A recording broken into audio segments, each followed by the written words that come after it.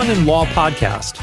You get the information you need in terms you can understand and act upon. Hi, everyone. Welcome back to the Yohanan podcast.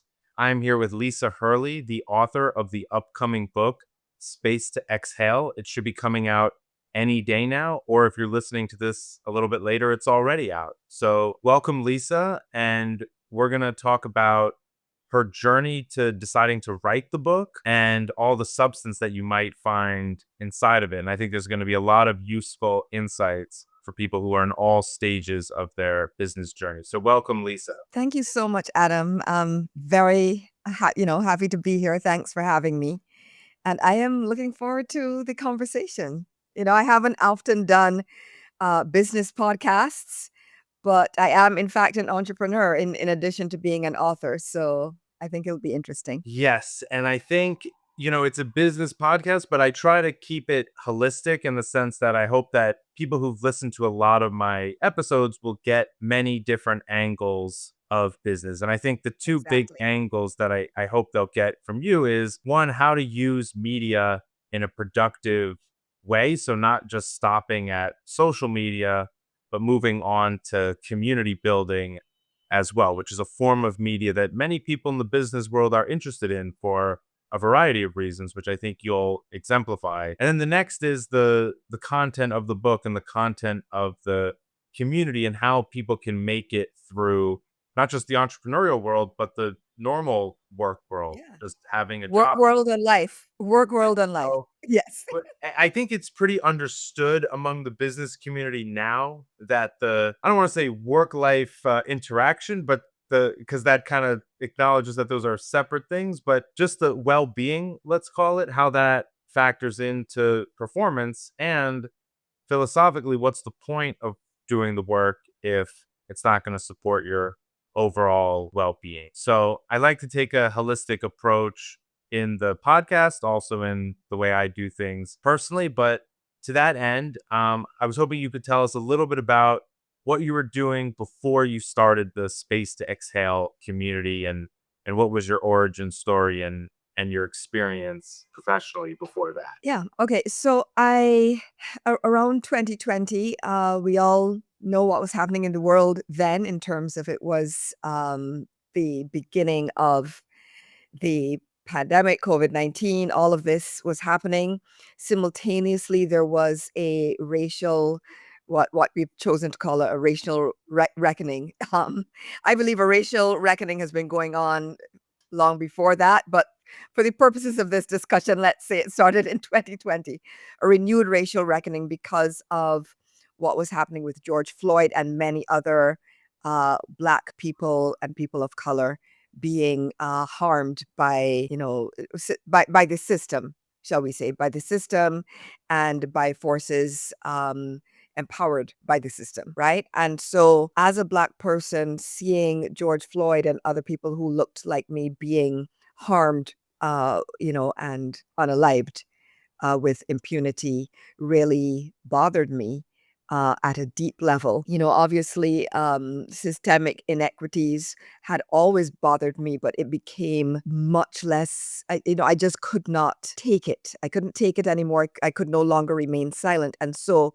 I chose to use social media, particularly LinkedIn and Instagram to a lesser extent, to basically fight back, to talk back, to push back against isms and schisms and bring light to all of the inequities and harms that were being visited upon my community and people who are members of other marginalized community. I fully believe that there's no oppression Olympics. And so my community has obviously suffered grave and grievous harms. So have other communities. And I don't want any community I don't want any human being to have to go through a negative experience. I don't want any community to be harmed. So that's sort of, in terms of mindset, where I started coming from. And I just decided to use my voice on social media and start talking out about these issues. Because I was consistent over time, my following on social media grew. And as it did, I came into more and more contact with people like myself Black people, Black women especially, who were just exhausted from years and decades of dealing with harms and microaggressions and the glass ceiling and the pet to threat syndrome and all those other issues that affect us in our corporate and professional lives. um, you know, all of those, it exhausts the mind and the body and the spirit. And the more and more people that I saw feeling as exhausted as I was, as unsafe as I was feeling, I realized, you know what, we actually need a community of our own, a safe space, a sanctuary of our own, where we can just be ourselves, relax, and not feel as though we are going to be harmed. And so out of that, from starting with social media and posting on social media and sort of building a virtual community there, I decided to build another virtual community called The Great Exhale, for Black women, where, women, like I said, virtual community where women like myself could go and relax, take a breath, not have to be on all the time, and not have to perform, not have to code switch, and not be constantly judged, and just be able to relax and feel a bit safer. And so that was in 2023. And then out of that, out of all of the work that I was doing between social media activism, between the community building, the community, The Great Exhale, Wiley, who's a pretty big book publisher, one of the majors, they actually approached me about writing a book. And the first thing I said when my acquisitions editor, our first meeting, the first thing I said was, I will not be writing a traditional business book. There will be business elements. Like you referred to at the beginning, right? You can't really in 2025. I'm not sure that one can separate the two, right? There's, the personal and the professional. It's really, really difficult, especially in a post-COVID environment. But I did make it clear I'm not writing a traditional business book, but I am writing a book that anybody who is a professional, anybody who is tired of the daily grind and the exhaustion and having to be on all the time and unreasonable, uh, demands from one's boss or one's company, it will be able to help anybody who has had those experiences. So fortunately, they were 100% on board. And out of that came Space to Exhale. So it was social media posting, then the Great Exhale community for Black women, and now Space to Exhale, the book. Of course, I am a Black woman, and as you and your listeners can very probably hear from my accent, I am from the Caribbean originally.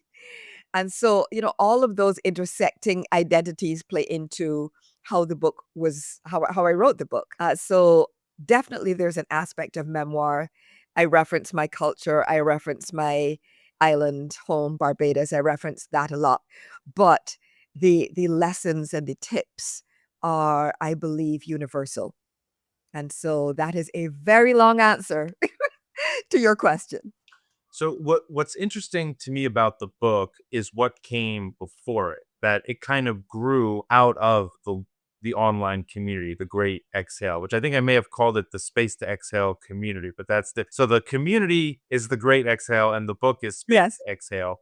So to Yes. what extent were the exchanges that took place in the community or the experiences that people shared, to what extent, or the things that you learned, how did that drive the book? And the reason that's interesting to me is because many times communities are formed online around books or other content that already exists because everybody is of the Yeah. like mind. They're all into the book, and it makes sense. But in the order of operations you did it allows for the book that goes to the larger public to be influenced by a smaller space. And I Yes. think that's an interesting creative process. And I'm curious what the connection is there. Yeah.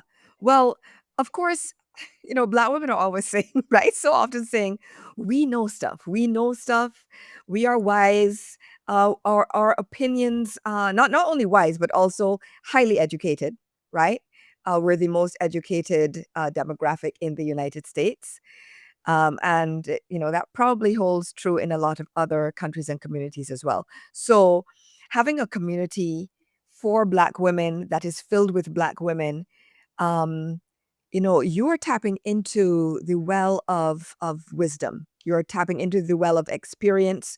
You're tapping into the well of expertise. You're also tapping into people who are, because it is a safe space, really being honest. They're not code switching. They're not wearing their public mask. And so what happened for me is I got to really hear beyond what I knew was happening with me and some of my, the people in my circle.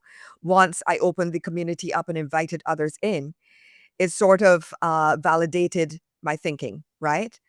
In other words, yes, other people do need this. Other people are going through this, and then the sharing of stories and experience with like-minded people began. So out of that, I structured the community, the Great Exhale community, in three main sections, so to speak. So be you, know you, be you, love you, right?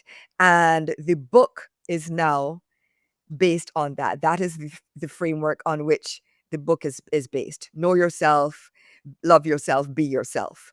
Because in order to really have a what I call life work balance, I switch it the other way around. Most people talk about work. Exactly. Language matters. I'm a linguist by training, as a side note, right? And so language does matter.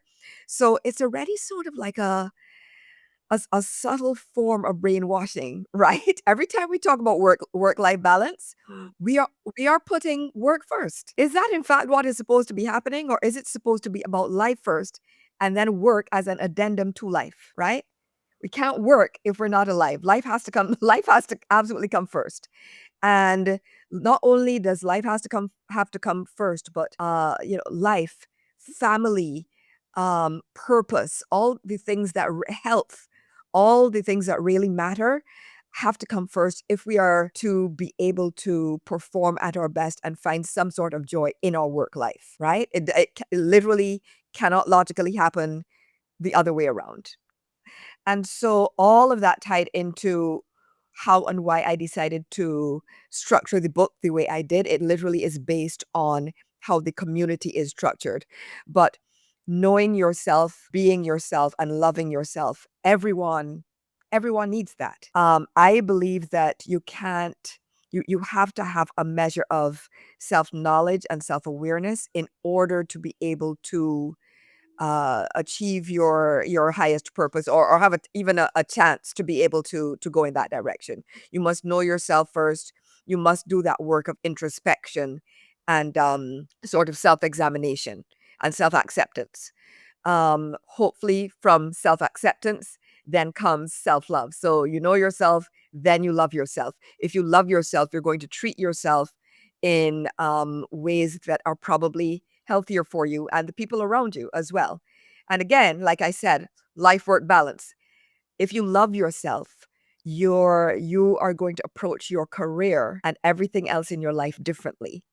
And so, as opposed to approaching your career from a state of survival mode and desperation, you can curate it and be more choiceful, and then be yourself. And who doesn't want to be able to sort of take that public, sometimes heavy mask off, take that superhero cape off, and just relax and be yourself. So that is the framework and the structure.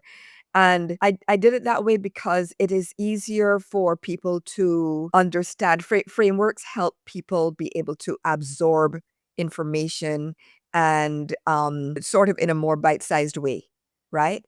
And so if something like this, which really is kind of a revolution in, how one treats oneself, how one curates one's life and career, it's really difficult to do it all at once. But if it is divided up into a framework that people can follow and revisit and grow with, then it's easier for people to interact and get some benefit from it. So it's interesting the order of those three things. You said first the knowing yourself, Yes. and it seems difficult or impossible to move on to loving yourself and being yourself before the knowing. And what I'm Yes. finding so often with the modern business environment or just workplace environment is that there are many ways where the job actually interferes with the knowing of yourself. And I see that play out differently in different cases, but there's a few common ones. I think the most straightforward is the simplest one. They just take so much of your time. There isn't enough time where your brain is just free. That's a very simple way. Another way that's a bit more nefarious is they set it up so that you're always somehow thinking about what's going on at work. And so perhaps you do have a bit more time in theory, but you don't have the tools to really free your mind, or it wouldn't be practical given the demands of the job. And then another bucket is, in order to do the job, you sort of need to conform or act in certain ways that takes a lot of energy and becomes quite a distraction from really knowing yourself. And Mhm. so that first bucket is one where I think once people figure that out, the rest can fall into place, at least as far as I've Yes. seen, quite quickly. Mhm. Because they really can't. Once you know yourself, the loving yourself step happens, because it's almost like, what else are you gonna do now that Are you gonna do? Exactly. Right. We're like, wait, I know me and I'm pretty awesome. So, right? it's Yeah. and then, and then, like you said, the be yourself, who doesn't want to do that? So you've tied this all together with COVID very closely. So the if I have the timeline straight, 2020, the big COVID year, is when you really go in with your social media presence and you start being consistent and you grow there. And, people are on the internet more because of the restrictions, and there's a lot to talk about.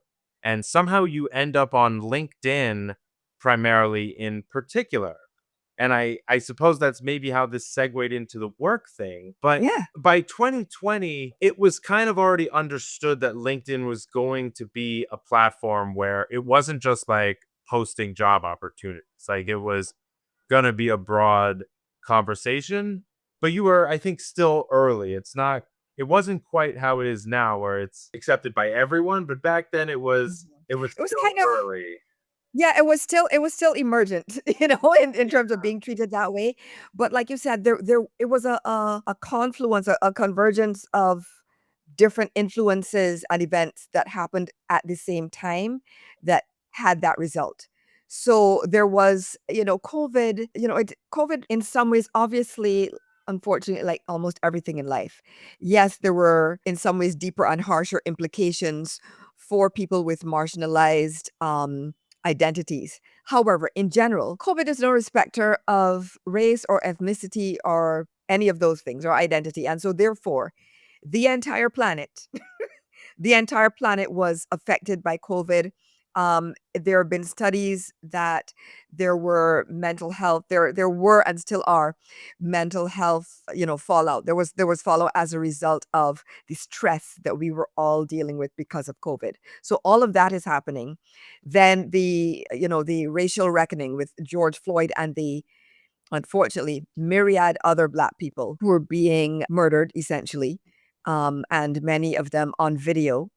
That was happening as well. And there was a collective grieving around all of that. So all of this is happening, and at the same time, I don't know if this happened to you. I know it happened to quite a few other people. All of this is going on, and then your job is expecting you to come to work and act like everything is normal. It's like you're watching TV, you're seeing all of the rising death counts as a result of COVID. You're seeing the rising death counts as a result of brutality, right? You're seeing all of this happening, and you're expected to then go to work and do icebreakers, go around the room and introduce yourself like it's situation normal. And for me, certainly, it just did not sit right with my soul. I thought, this is madness. This is absolute foolishness. And so my decision was, I'm just going to speak my truth. Now, as it happened, at that time, I was also out of work, right? I had lost the job I had before that as a result of racism. It's in my book, right? That is a whole nother story. So that happened. I lost my job. COVID is happening. The racial reckoning is happening. And like so many other people, I needed an outlet. I also needed a job. So it's like LinkedIn, LinkedIn sort of fit that bill. Yeah, anyway. Right, right, right. Right, exactly. I was on LinkedIn anyway, but I made the conscious decision. I was like, you know what? Any company that is hiring me is going to have, because we know that, hiring managers and companies and so on, they are going to look at your social media, right? It's going to happen. Just accept it.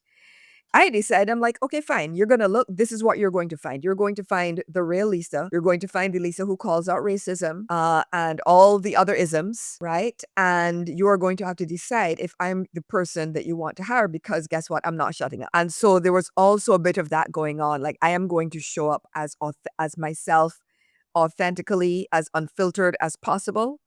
And whichever company hires me is just going to have to deal with it. So all of that is what was happening. And I think it was with me. And I think, extrapolating that out, it was happening with a lot of other people. So that's how LinkedIn became, like you said, people had more time as well, because it was also that time of, are we going into the office? Are we not? Okay, we have to work from home. How do we even do that? Is it even set up? People had a lot more time. And it became sort of a global water cooler. And I think that is how it started turning into something beyond just a job search platform. It did become its own sort of virtual parasocial meeting place. And that's how that developed. One thing about LinkedIn that I find so interesting, especially for social conversations, and why I think it's so useful, is because on all the other platforms and just on the internet in general, things have become so nasty and sort of just out of control in the terms of the way people communicate, sort of prevented a lot of that, because it would have just been weird to get too crazy on LinkedIn, just given that it was a professional. So it's sort of, LinkedIn sort of brought professionalism or professional speech into social conversations, and it allowed Yes. people to communicate better. Whereas the sort of, not that LinkedIn has more or less platform censors than the other platforms, but it's just the culture of the platform with its, if its professional tradition influence that a lot. But what I'm curious is, in that first section of the book, the concept of understanding yourself. You've touched on some of the methods that worked for you, which was just speaking out publicly, and not only doing that, but doing it in a high stakes way. So doing it in the midst of a job process and on the same exact platform, even, which is something a lot of people do now. And Yeah. using that as a tactic, which is, for small business owners like myself, marketing people say, do that. Actually, it's very rare nowadays that anyone is encouraged to cast a wide net. And that seems to be the conventional wisdom now, because we're not, running for political office, or we're not like Ford or Johnson and Johnson, where we need 80% of the company using our shampoo, or else we don't have a business. Right. Right. Most, especially in the small business world, it's just not like that. So there's no need to have that mentality.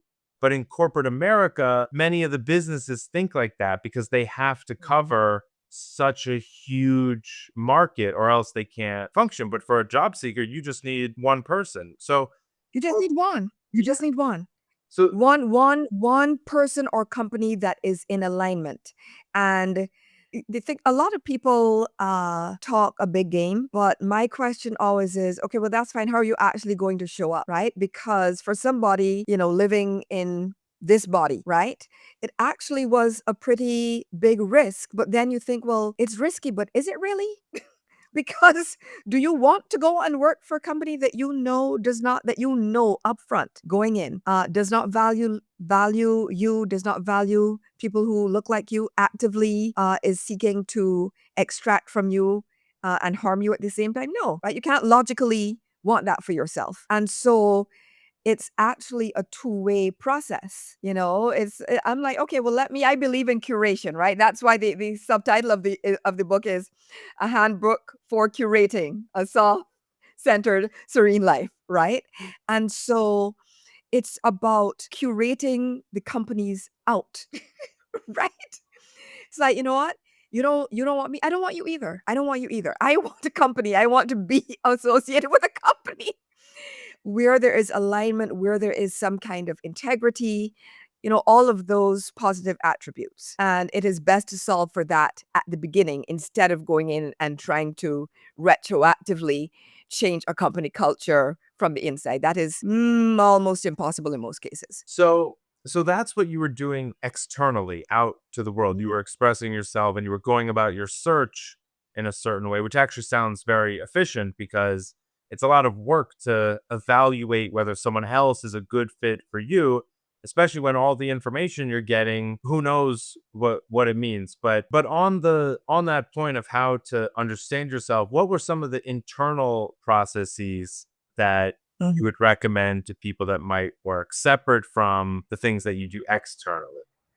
Right. So at the end of each chapter of the book, the book is called Space to Exhale. So unsurprisingly, I suppose, there are breathwork exercises at the end of each chapter. There are also meditations. There are journaling prompts. There are a series of it's sort of like each chapter is its own mini workbook. And so I designed it that way in order to encourage people to consistently do the inner work, which is what you're referring to. So delving into questions like, what are your values, right? And that, it sounds like a simple question, but it really is not. And you think, oh, I value world peace and kindness to, goodwill among among men, and so on and so forth. But then if you look at your life and how you're living it, you really need to ask yourself, well, okay, if that is my value, am I living that value, right? Or if, let's say, many of us, as we should, we're not even the same person in our 30s, 40s, 50s, etc., as we were in our 20s. And like I said, that is as it should be because we should ideally evolve, right? So now let's say if you're in your, I don't know, mid 30s or whatever, are the values that you had in your 20s the same as you have now? If they are, do you want to keep all of them? Do you want to change them? Have you changed? Is there something that you need to, a value that you need to embody more or reflect more in your life? So asking yourself those questions, writing the answers out, taking time to spend quiet time with yourself, doing that internal work. The journaling is very, very important. Not only does it clear the mind out, but it helps you go deeper into getting to know yourself better. And then you have that resource in your journal that you can refer to later on and say, oh, last year, this time, this is where I was. Here's where I am now. Now, you might be in the same place, which which is fine. But, that allows you to even to ask yourself the question of, okay, with this particular aspect of my personality or with this particular challenge, I have not made any headway or input.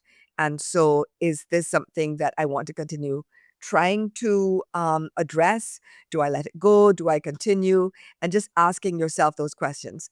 Something else I recommend is that people, if they can, think back to the happiest version of themselves as a child, right? Think back to that person, that little version, baby Adam or baby Lisa, right? And hopefully, you were a happy child. I was a happy child, one hopes, right? But even if everybody's childhood has some issues, but there probably were parts of yourself and parts of your childhood that brought you joy. Think back to those things and really analyze, okay, what about that made me happy? And how can I bring more of that into my current adult life, right? Whether it is actual activities, whether it is a mindset and an approach. My big sister, Sharon Hurley Hall, she is 4 years older than I am. And so she has clear memories of me as a child, right? And I was that sort of skippy, twirly, happy, run around, play with everyone, smiling all the time. I just want everybody to be happy person from a child. And, was that way for years. In general, once I'm at my best, that is pretty much where I lie.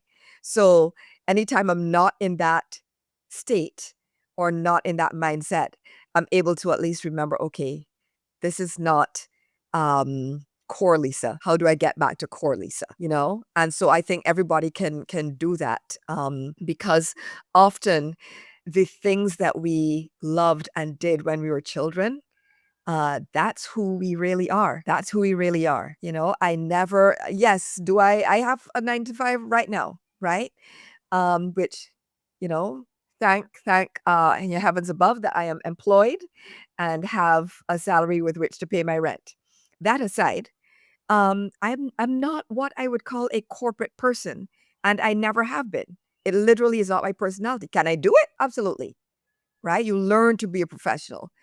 But the me at core is, I want to I grew up in the performing arts. And so I am an absolute ham, never met a camera that I didn't like, right?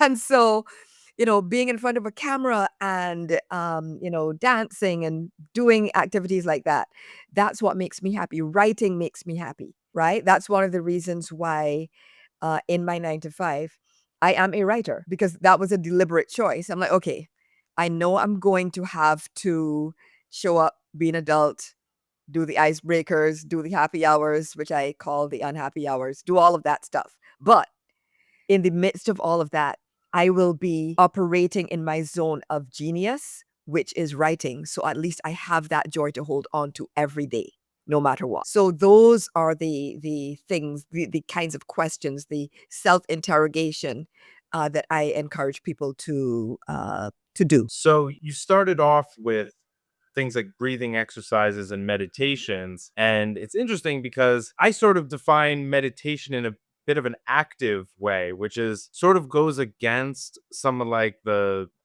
pop, versions of meditation, Mhm. which is very passive, which is one form of meditation, purely just observing like something physical about yourself. But most of what you were recommending led from the breathing exercises into something that's highly analytical Yeah.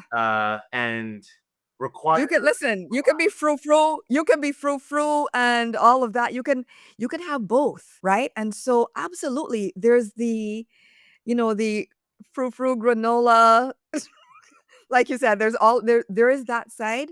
There's also the highly analytical side, and it's okay to have both, use both, do both. And then I think they sort of go together because the analytical side is kind of only as valuable as it is honest and clear. Yes. And Yes. I think some of the pure physical exercises which you might have in the book seem like they're gearing you up for that, so to speak. Yeah, yeah. You have to be able to show up, right? Life is not a theoretical practice exam.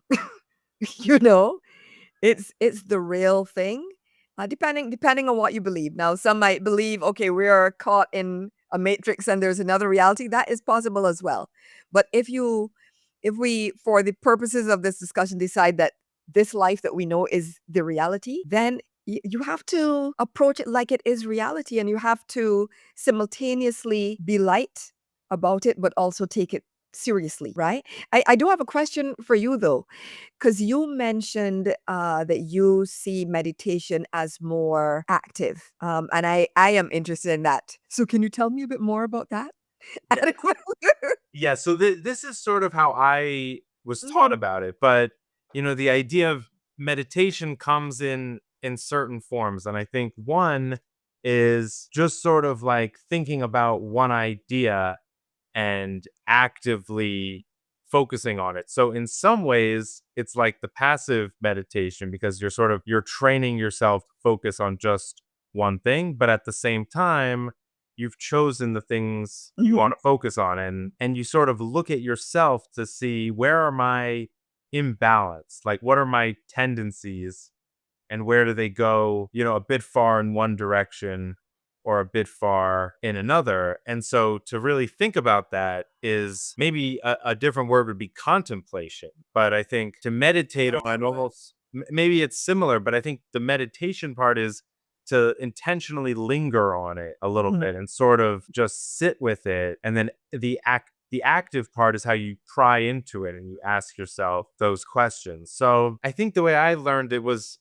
a bit of a hybrid, but always with more of an emphasis on the analytic part, but with the understanding that if you're not primed by having the right heart, you can't really Mhm. access the head portion. So it's that head heart connection, but with the head given that special status a little bit. Yes. Yeah. Oh, I like that. I like that a lot.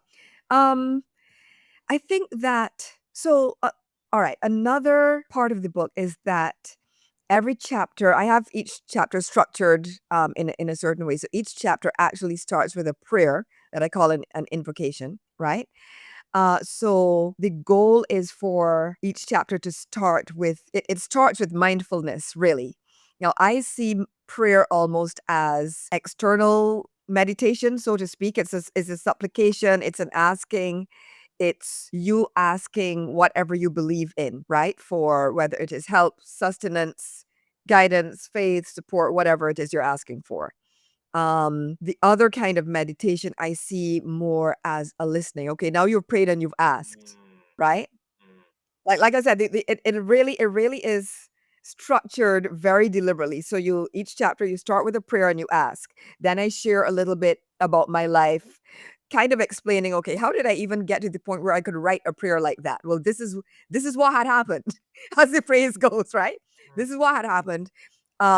This and then I share tips that can help readers navigate situations similar to what I described. And then, like I said, the chapter closes with breath work, meditation, journaling prompts, prompts for people celebrating their gifts and their wins and so on. And so it is very deliberately structured that way. So you have the supplication and the asking at the beginning, and then at the end, sit and listen for the answers that you requested because so many of us, and we are saying this as two podcasters, right? So part of our job is to chat, to chat, but part of our job is also to listen, right? Part of our job is also to listen. So it's making sure that there is that balance of the talking, the speaking out, or even the writing out of what is on your heart, what is in your mind, and then sitting and being silent and waiting for that answer to appear.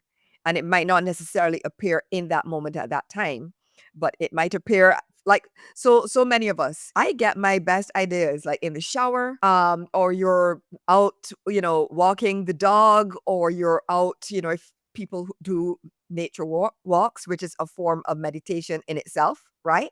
You're out taking a walk, or your mind is actually not consciously connected to whatever problem it is you're trying to unravel, right? So you've disconnected and disassociated that part of your mind. You're showering, you're washing your hair, you're walking the dog, whatever, and then the answer comes spontaneously. But that's because you are now in listening and receiving mode. That is why. That is the mode where I see so many people cut off from due to Yes, their jobs for whatever reason. And so exactly. and even if they're never 100% cut off from the analytic portion because there's always a time to sort of think things through in that way, but it's they're Mhm. not getting enough value out of their analysis because they haven't opened those things up. But one last thing I want to ask you, because I know what some people say to me all the time is they're always like, Adam, you're always telling everyone to, find yourself and quit your job, but like people don't want to be like you, Adam. They don't want to just quit corporate America and do the entrepreneurship thing. So in the entrepreneurship community, there's a lot of pushback. Like not everyone's gonna just like take these massive risks, but at the same time, people are deeply dissatisfied. And They're unhappy.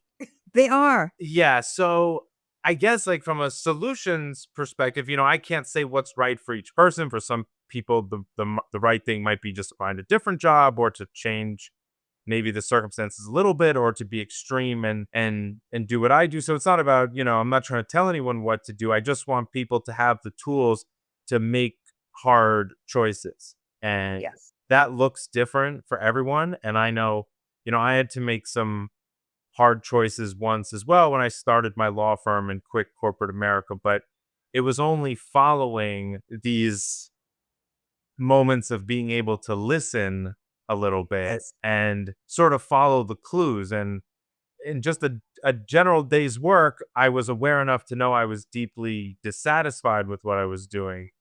But sometimes all it takes is just a short vacation of like 2 weeks where you're really not working. And then you Mhm. start to see a little bit, you can pluck at that a little bit, listen a little bit more, start to understand, okay, what do I really want? And then you can get into your next phase of analysis. And before you know it, people are clever. And so a lot of times what I'm asking for in my supplications, I'm just asking for good ideas. I'm just Yes. asking for wisdom and to hopefully something will click for me that will help along the analysis. So what would you say to those people who, they don't know what to do like logically, and no one can tell them that really, and they're having trouble figuring it out.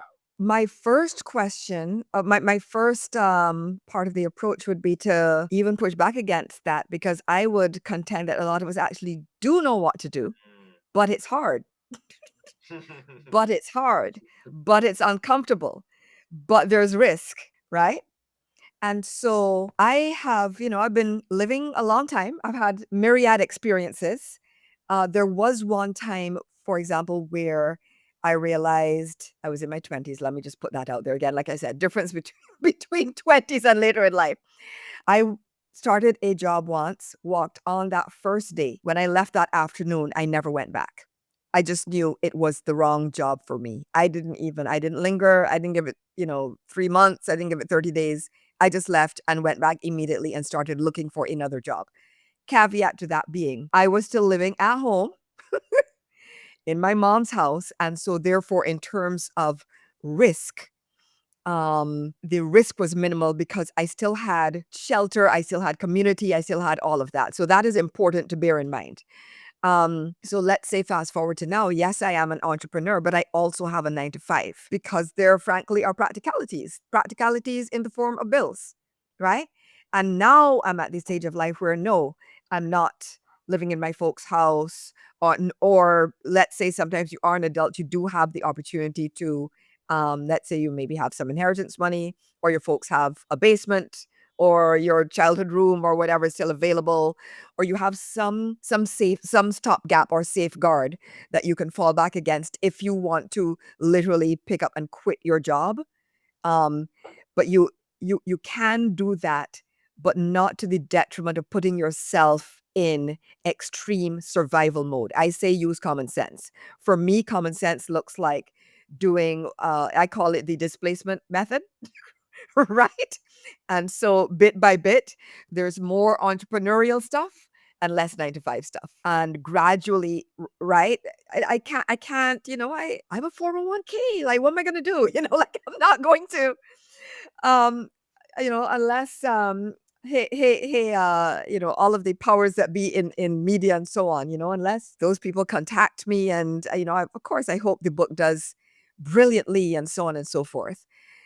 In the meantime, I have a job, and that's okay. So I would say really analyze be practical. There's nothing wrong with being practical. Nothing wrong, right? Be practical. If you are not in a financial circumstance where you can up and leave your job, then do not up and leave your job. However, you might be able to look for another job that is in better alignment while you're still employed. Right? So use common sense, be practical. If, for example, you have dependents, if you have children or even elder parents, a lot of us are beginning to move into that era of our lives where our parents are, we need to take care of them, frankly. And you have people depending on you, then no, you can't just up and quit your job for the most part. I have definitely had times where I have prayed, supplicated, etc. I have said to, the big guy upstairs, I'm like, look, I need you to come through for me with some coinage and I need it in I have. I mean, I'm not gonna lie. I'm like, look, it's looking a little dry in the bank account, right? What's gonna happen? And I swear to you, and I have been the prayers have been answered, right? But again, those are times where I have been so on point with the prayers, with the meditations, with keeping my energy at a certain high level, that then, yes, you can almost instantly manifest what you desire. Right? If you're at that stage, then start doing what, again, start supplicating. Do your 369 method of writing out your affirmations and all of that. Right? So that then you can manifest what you want quickly, but it's okay to go slower. It's okay to go slower. It is okay to use common sense. Yes, it is wonderful to be able to say, oh, I just stepped off the cliff and I was caught. Well, that's going to work for some people. And for some people, it's going to be that cartoon experience, right? So just tread carefully, use common sense, and be willing to at least explore alternatives. Yes, if you have done your supplication and your meditation and you realize, okay, I actually, like you said, I am feeling unhappy or unfulfilled or whatever, I want something different for myself, then start making daily incremental movements toward the life that you want. It does not have to be a slash and burn. So that's what I would say. I hope I answered the question. Oh, absolutely. And there were a lot of good strategies in there that I want to Yes. just point out. So you pointed out the obvious ones. If you're young enough, and this is one of the reasons why young entrepreneurs actually have a huge advantage. The moving in with Yes. parents move, I'm used that move myself. Great for the younger entrepreneurs, harder as you get older. Some of the older people you mentioned, they might just have inheritance money that can have the same thing, something, or just somewhere to stay. Other than, so those are the first two obvious ones. The more nuanced ones are keep your 9 to 5, but maybe get a less demanding one. That's Yes. a classic. It's okay to have a job. Everything doesn't have to be a career. It's okay to have a clock in, clock out job. And I say this because we all know these companies will cut you off. You will be employee of the month today. Try to log in tomorrow and be locked out of your email account. Right? Or you will be perp walked out of the building and they will not care. And we have to remember that. I always say, like, it's in the name, human, what? Human resources. We are resources to these companies. And so remember that you are a resource, be a resource to yourself. Yes. And one last, a bit more of an extreme strategy, but I've used this one as well, which is instead of having a 9 to 5 where you can kind of side hustle and do both, instead go all in on a Yes. particularly high paying and uncomfortable corporate job, but for a shorter amount of time. And I'm Yes. actually a big fan of that for some people. And Mhm. it worked for me a little bit, but that's where the introspection comes in because we need to know what we can all tolerate.